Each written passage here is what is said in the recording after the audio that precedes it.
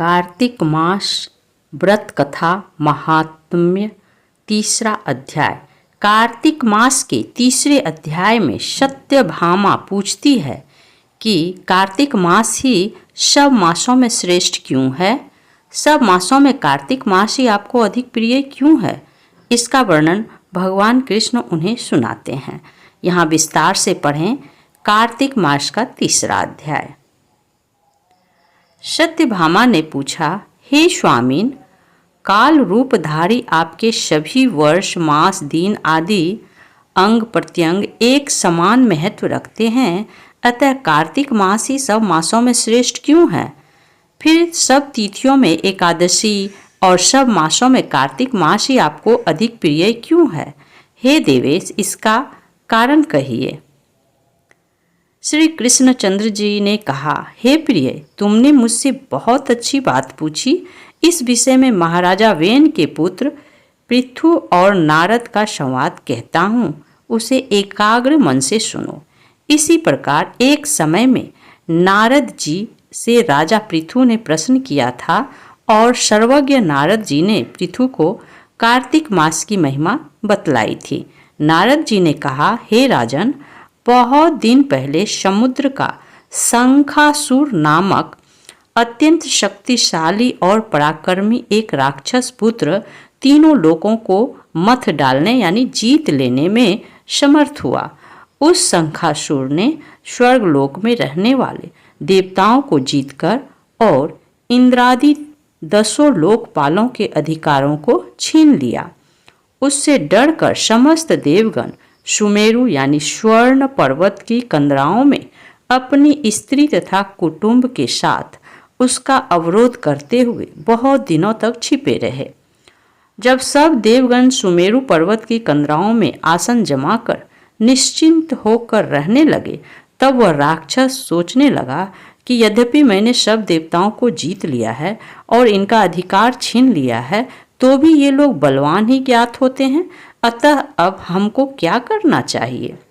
आज मुझे ज्ञात हुआ कि ये सब देवता वेद मंत्रों से बलवान हो रहे हैं।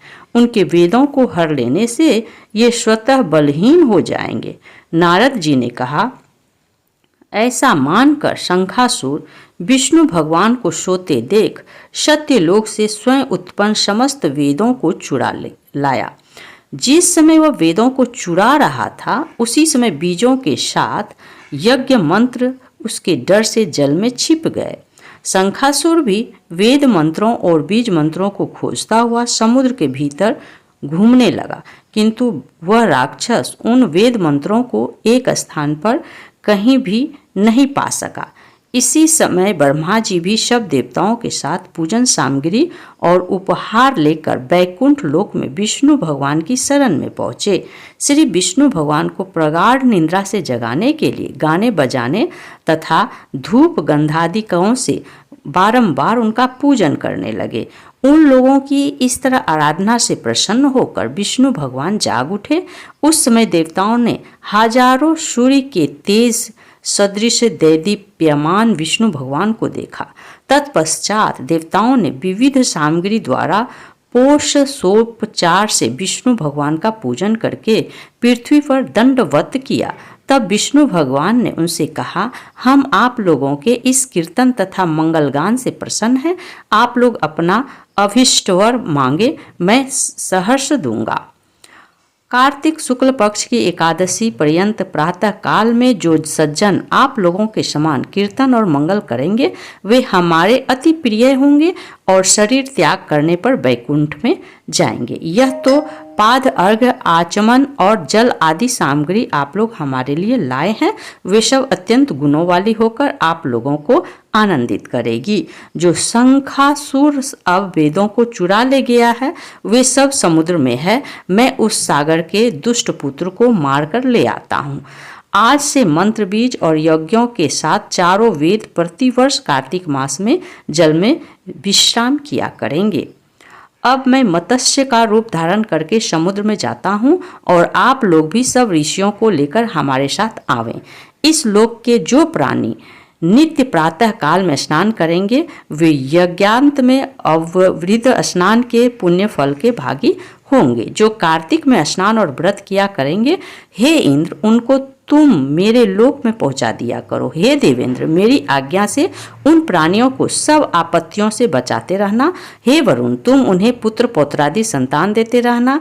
हे धनाधिप कुबेर मेरी आज्ञानुसार तुम उनका धन धान्य बढ़ाते रहना, क्योंकि इस संसार का आचरण करने वाला प्राणी हमारा रूप धारण करके जीवन मुक्त हो जाया करता है।